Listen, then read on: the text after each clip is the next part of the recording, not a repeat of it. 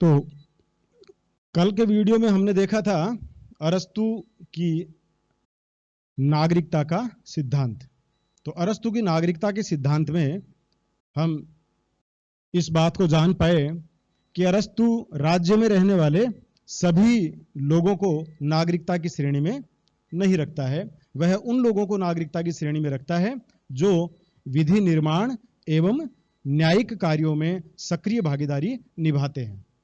इनके अलावा उसने कई लोगों को नागरिक नहीं होने देने की योग्यताएं और नागरिक होने की योग्यताएं दोनों, जो निर्योग्यताएं और योग्यताएं दोनों बताई है, जिसमें उसने वृद्ध, बच्चे, स्त्री, दास, ये कई सूदखोरी का धंधा करने वाले, शिल्पी, उत्पादक वर्ग, संपत्तिहीन, इन लोगों को उसने माना है कि इनको नागरिकता प्रदान नहीं की जाए।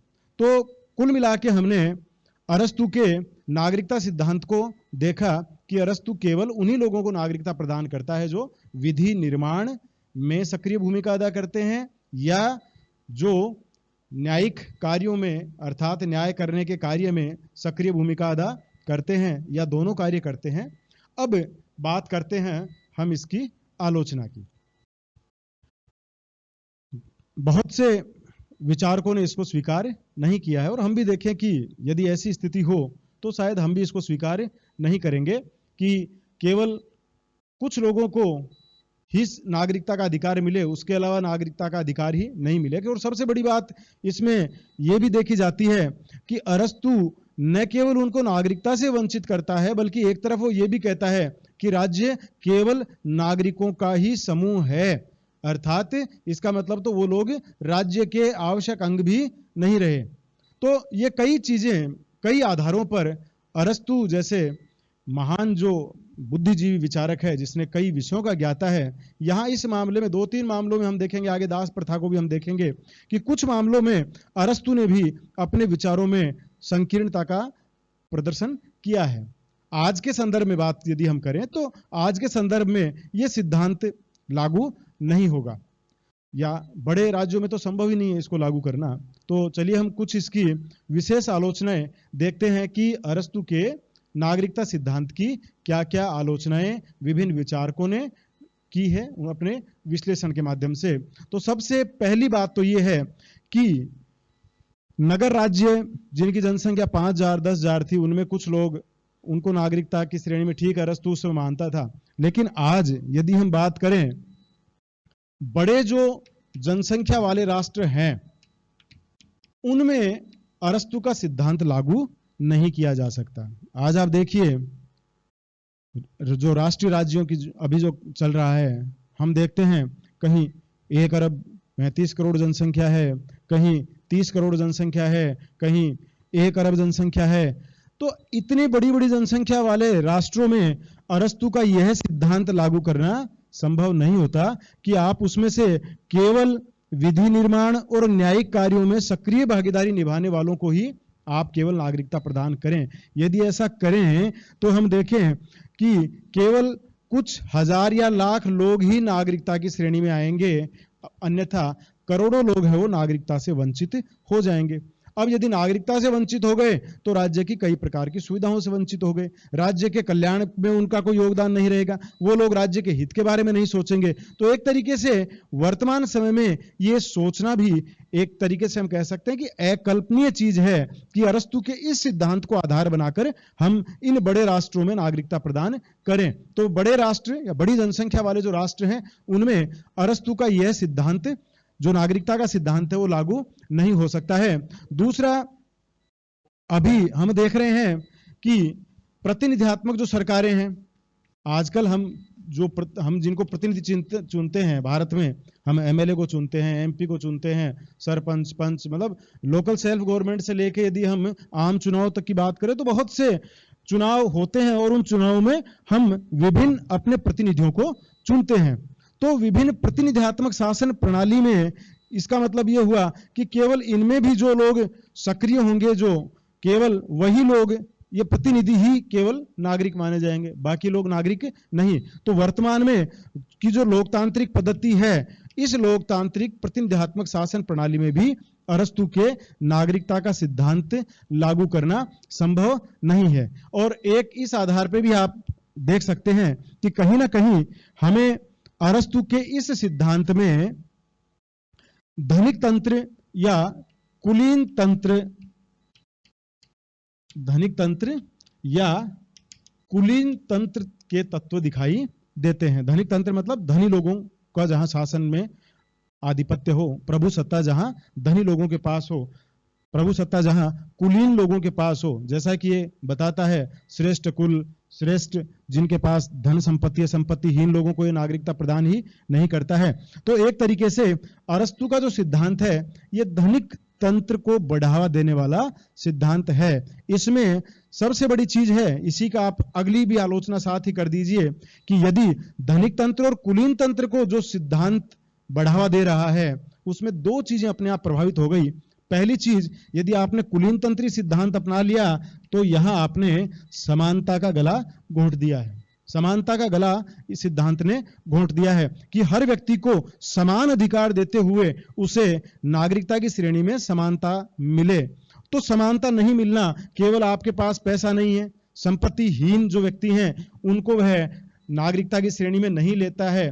तो संपत्तिहीन होने का मतलब एक तरीके से यह मान लेना कि उसके अंदर विधि निर्माण की योग्यता नहीं है, उसके अंदर न्याय करने की योग्यता नहीं है। तो ये कोई आपस में इनका कोई मेल कहीं भी आलोचकों को दिखाई नहीं दे रहा है। ये कह रहे हैं कि ये दोनों चीजें जो है इनका कोई संबंध नहीं है कि जिसके पास संपत्ति नहीं है वो बौद्धिक दृष्टि से भी श्रेष्ठ नहीं होगा, क्योंकि ये जो दोनों कार्य हैं, नागरिकता के जो दो कार्य वो बताता है, विधि निर्माण, न्यायिक कार्य, प्रशासनिक कार्यों का संचालन वगैरह, तो ये केवल बौद्धिक लोग करेंगे। और उसका ये मानना कि संपत्तिहीन लोगों को इनसे अलग कर देना, तो अप्रत्यक्ष रूप से आप देखिए इसका मतलब क्या हुआ कि संपत्तिहीन जो व्यक्ति है उसको अरस्तु बौद्धिक दृष्टि से श्रेष्ठ नहीं मान रहा। तो यहां एक ये भी है कि आपने जिसके पास संपत्ति, जब उसको मौका ही नहीं मिलेगा संपत्तिहीन व्यक्ति को, तो उसके बाद में वह अपनी बौद्धिकता का प्रदर्शन किस तरीके से कर पाएगा। जबकि आज हम देखते हैं कि संपत्ति और धन, बौद्धिकता, इसका कोई आपस में कोई संबंध नहीं है। अभी हाल ही में आप देखिए यूपीएससी के जो रिजल्ट्स आते हैं, आरपीएससी के जो रिजल्ट्स आते हैं, मतलब जितने भी रिजल्ट वगैरह आते हैं सेंट्रल गवर्नमेंट के, स्टेट गवर्नमेंट के, हम देखते हैं कि इनमें जो भी टॉपर बच्चे होते हैं उनका कहीं भी संपत्ति होने या नहीं होने से कोई लेन देन नहीं है। हम देखते हैं ऐसे ऐसे बच्चे टॉप आ रहे हैं जो बिल्कुल अभाव में, जिन्होंने अपनी जिंदगी का एक बहुत बड़ा भाग अभाव में जिया है, लेकिन अपनी बौद्धिक क्षमता का लोहा उन्होंने इन परीक्षाओं में मनवाया है और आज वो देश के विधि निर्माण, प्रशासन और न्यायिक कार्यों में अपनी जो भागीदारी है वो निर्वहन कर रहे हैं। यदि अरस्तु के अनुसार उनको मौका ही नहीं मिले, अरस्तु ने तो कह दिया कि संपत्तिहीन जो व्यक्ति है उसको आप नागरिकता की श्रेणी से बाहर कर दीजिए। नागरिकता की श्रेणी से बाहर करने का मतलब हो गया कि वो इन प्रशासनिक कार्यों में जो सक्रिय राजनीतिक ये संप्रभुता है उससे उसको आपने आउट कर दिया। तो इस दृष्टि से भी अरस्तु के राजनीतिक सिद्धांत की, जो नागरिकता का जो सिद्धांत है, इसकी आलोचना की जाती है कि यह सिद्धांत धनिक तंत्र को बढ़ावा देने वाला है, कुलीन तंत्रता को बढ़ावा देने वाला है। अरस्तु का एक तरीके से यह मानना कि केवल जो संपत्तिवान है, जो श्रेष्ठ कुल में जन्म लेने वाले हैं, या एक तरीके से अलग से यदि आप इसको देखें तो ये मानता है कि शासन करने की कला केवल इन्हीं लोगों के पास है, तो ये कहीं भी बात जम नहीं रही है। आप देखिए इस चीज को, और व्यवहार में भी यह चीज बिल्कुल गलत साबित हो चुकी है कि बौद्धिक क्षमता का संपत्ति से किसी प्रकार का कोई लेना देना नहीं है। तो यह भी आलोचक इस आधार पर भी इसकी आलोचना करते हैं।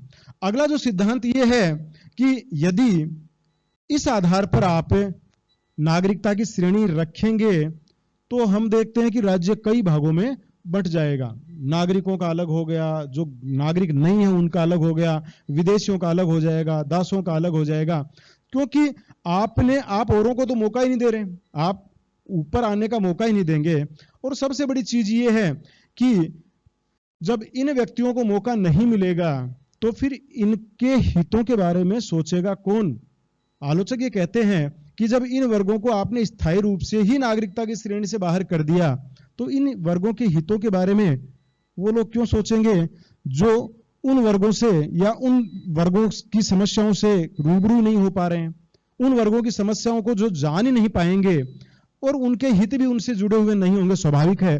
तो ऐसी स्थिति में इनके बारे में कौन जांचेगा, इनके बारे में इनकी समस्याओं को कौन जान पाएगा? तो ये भी एक बहुत बड़ी समस्या है कि इससे राष्ट्र है वो कई भागों में बंट सकता है और एक तरीके से आप कह सकते हैं कि राज्य की एकता और अखंडता छिन्न भिन्न होने की संभावना इसमें ज्यादा होगी। लोगों में अपने हितों को लेकर हित संघर्ष होने की संभावनाएं ज्यादा आएगी, क्योंकि नागरिकता की श्रेणी के लोग हैं वो अपने आप को बुद्धिजीवी संपत्तिवान समझेंगे, तो निर्धन लोगों की समस्याएं शायद वो बहुत ढंग से नहीं जान पाएंगे। ऐसी स्थिति में निर्धन वर्ग में आक्रोश आना स्वाभाविक है।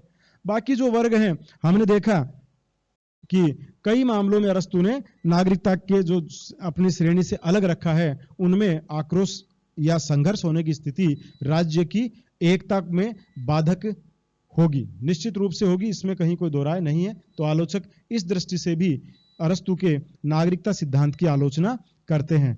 और एक जो सबसे बड़ी चीज आज जो फेमिनिस्ट लोग हैं, जो नारीवादी हैं, वो विचारक हैं, वो भी और सामान्य भी हम कह सकते हैं कि यहाँ प्लेटो की तुलना में भी आप देखिए कि अरस्तू ने बहुत संकीर्ण अपने मानसिकता का परिचय दिया है महिलाओं के मामले में, कि वो महिलाओं को बौद्धिक दृष्टि से नागरिकता की श्रेणी में नहीं मान रहा है। तो ये उसका एक संकीर्ण पक्ष ही मानेंगे हम, क्योंकि आज जहां भी वर्तमान युग में या व्यवहारिक तौर पे हम देखें प्राचीन काल से आज तक जहां भी महिलाओं को मौका मिला है, उन्होंने अपनी क्षमता, बौद्धिकता, बिल्कुल कहीं भी किसी भी मामले में वो किसी भी पुरुष से कम नहीं है। तो बौद्धिक जो एक तरीके से आप कह सकते हैं कि बौद्धिक जो डिफरेंस उसने किया है लैंगिक आधार पे, ये भी अरस्तू की एक बहुत बड़ी हम कह सकते हैं कि आलोचना का बिंदु है, क्योंकि लैंगिक आधार पे बौद्धिक क्षमताओं का कोई लेना देना नहीं है। ये वर्तमान में व्यवहार में साबित हो चुका है। महिलाएं जहां भी जिस भी फील्ड में जा रही हैं, उस फील्ड में उन्होंने अपनी जो क्षमताएं हैं उनका बेहतरीन प्रदर्शन किया है और किसी भी मामले में वो आज किसी से भी पीछे नहीं है। तो इस दृष्टि से भी अरस्तू की आलोचना, दासता के जो नागरिकता का सिद्धांत है उसकी आलोचना की जाती है। और सबसे बड़ी चीज एक इसमें यह भी आप देखिए कि केवल नागरिकों को ही संप्रभुता देना, संप्रभुता और नागरिकों को ही यदि आप सब कुछ देंगे, राज्य का पार्ट उनको मान के चलेंगे, तो फिर ये कहते हैं कि एक बहुत बड़ा वर्ग है। एक तरफ तो अरस्तू कहता है कि राज्य का काम व्यक्तिगत हितों को बढ़ावा देना है, जब व्यक्तिगत हितों को बढ़ावा देना है और एक बहुत बड़ा वर्ग है वो राज्य के हितों से वंचित ही हो रहा है, उसे राज्य के हितों से कोई लेना देना ही नहीं है, वो राज्य के हितों के बारे में सोच ही नहीं रहा है। तो एक तरीके से हम ये भी कह सकते हैं कि अरस्तू ने खुद के नागरिकता सिद्धांत को देकर स्वयं ने ही नागरिकता की इस बात का उसने कि राज्य का उद्देश्य सार्वजनिक हितों की वृद्धि करना है, एक विरोधाभास यहां उत्पन्न कर दिया है। सार्वजनिक हित में सभी लोगों की सभी प्रकार की विकास आते हैं। विकास का मतलब एक सर्वांगीण विकास है जिसमें बौद्धिक विकास भी है, राजनीतिक विकास भी है। विकास का मतलब हर क्षेत्र में व्यक्ति को भाग लेने का अधिकार, हर क्षेत्र में व्यक्ति की भागीदारी सुनिश्चित करना, यह विकास का एक मानदंड होता है। लेकिन विकास का यह मानदंड हमें अरस्तू के इस नागरिकता सिद्धांत में बहुत बड़े वर्ग को वंचित कर देना, वृद्ध लोगों को वंचित कर देना। ये आप देखिए कि वृद्ध लोग जो कि राजनीति ही के साथ साथ सबसे बड़ी चीज है कि जो अनुभव के मामले में श्रेष्ठ एक संचय जिनके पास है, व्यवहार का पूरे जीवन का जो अनुभव उनके पास है, उस वर्ग को केवल यह कह के अलग कर देना कि वो शारीरिक रूप से सक्षम नहीं है, इसलिए उनको वो ढंग से भाग नहीं ले पाएंगे और वृद्धों को उन्होंने अलग कर दिया। तो ये वृद्धों के अनुभव का जो एक लाभ है, एक बड़ी संख्या या एक जिसको हम कह सकते हैं कि एक व्यवहारिक जीवन जो उन्होंने जिया है, उसके आधार पे हम देखते हैं कि आज भी ब्रिटेन में राजतंत्र है। और ये वो मान के चलते हैं कि ब्रिटेन का राजा, जब आपने पढ़ा होगा सेकंड ईयर में, कि ब्रिटेन के राजा को आज भी मानने के पीछे एक बहुत बड़ा कारण है उसके अनुभव। उसने इतने सालों के राजनीतिक अनुभव है कि उसने कई उतार चढ़ाव देखे और उसने राजनीतिक उतार चढ़ाव किए, उन्होंने जो हल भी देखे कि कैसे उनका हल हुआ, कैसी समस्याएं आई, कैसी समस्याओं का हल हो सकता है, ये केवल जो अनुभवी और बुजुर्ग व्यक्ति हैं वो बहुत बेहतरीन तरीके से बता सकते हैं। तो अनुभवी और बुजुर्ग व्यक्तियों को नागरिकता की श्रेणी से अलग कर देना ये भी किसी दृष्टि से न्याय संगत दिखाई नहीं देता है। अतः इस दृष्टि से भी अरस्तु के नागरिकता सिद्धांत की आलोचना की जाती है। एक जो आप आलोचना का अगला जो बिंदु देखेंगे उसमें आप देखिए कि अरस्तु के नागरिकता सिद्धांत की आलोचना इस आधार पर भी की जाती है कि जो आधार हमने प्लेटो में देखा था, प्लेटो एक बात कहता है कि जब आप राजनीति और धन दोनों को एक साथ कर दोगे, आपने साम्यवादी सिद्धांत में इसीलिए पढ़ा है उसने, वो कहता है कि साम्यवाद में शासक और सैनिक वर्ग को इसीलिए धन से अलग करता है। वो कह रहा है कि धन यदि इनके लाइफ में होगा तो फिर निश्चित रूप से उनमें कई प्रकार के स्वार्थ और हित पैदा हो जाएंगे जो आगे चलकर उनकी राज्य नीति और उनके कार्यशैली को प्रभावित करेंगे। उनमें एक स्वार्थ की भावना उत्पन्न हो जाएगी, निजी हित प्रदान हो जाएंगे। तो अरस्तु जो बात कहता है उसकी बिल्कुल विपरीत बात, या प्लेटो जो बात कहता है साम्यवाद में, उसकी बिल्कुल विपरीत बात आप देखिए अरस्तु यहां कर रहा है। और वो क्या कर रहा है, राजनीति और धन इन दोनों के गठबंधन को यहां पर प्रमुखता दे रहा है। ये दोनों का गठबंधन, राजनीति और धन का गठबंधन जहां हो जाता है, निश्चित रूप से वो राजनीति और धन का जो सत्ता का जो केंद्रीकरण जो हम कहते हैं कि धीरे धीरे एक कुछ धनवान लोगों तक हो जाएगा। और जब धनी लोगों में सत्ता का केंद्रीकरण होगा तो आलोचक ये कहते हैं कि उनका मुख्य उद्देश्य और अधिक धनवान बनना हो जाएगा। एक तरीके से आप कह सकते हैं कि धन के प्रति एक मोह ज्यादा जागृत होता है जितना धन आता है, और एक प्रतिस्पर्धा उन लोगों में शुरू हो जाएगी जो आगे चल के कहीं ना कहीं राज्य को या राज्य के इन कार्यों को, जो विधि निर्माण का कार्य है, न्याय का कार्य है, प्रशासन का कार्य है, इनको निश्चित रूप से नकारात्मक दृष्टि से प्रभावित करेगी। तो इस दृष्टि से भी केवल धनवानों को ही राजनीति में अधिकार देना, इस आधार पे भी आलोचना इसकी की जाती है। तो हम देखते हैं कि अरस्तु का जो नागरिकता का सिद्धांत है, जिसमें उसने बहुत से लोगों को अलग कर दिया था, राजनीति से नागरिकता की श्रेणी से अलग कर दिया था, आलोचक उसके इस नागरिकता सिद्धांत को स्वीकार नहीं करते हैं। इसे अलोकतांत्रिक मानते हैं, असमानता पर आधारित मानते हैं, धनिक तंत्र को बढ़ावा देने वाला सिद्धांत मानते हैं। महिलाओं और वृद्धों की एक तरीके से बौद्धिक क्षमता को लेकर जो अरस्तु ने जिस तरह का व्याख्या की है उसको आलोचक उचित नहीं मानते हैं। और सबसे बड़ी बात यह है कि यह एक बहुत बड़े वर्ग को नागरिकता से वंचित करना किसी भी दृष्टि से आलोचक सही नहीं मानते हैं। तो आलोचकों ने पूरे सिरे से अरस्तु के इस नागरिकता सिद्धांत को खारिज किया है। इसका महत्व यदि देखें तो सबसे बड़ी बात यह है कि नागरिकता और उसमें निवास करने वाले लोग, इनमें थोड़ा सा अंतर बस किया जा सके तो नागरिकता का एक सिद्धांत पहली बार अरस्तु ने देकर नागरिकता का जो एक नागरिकता की अवधारणा है वो राजनीति में वो लेके आया।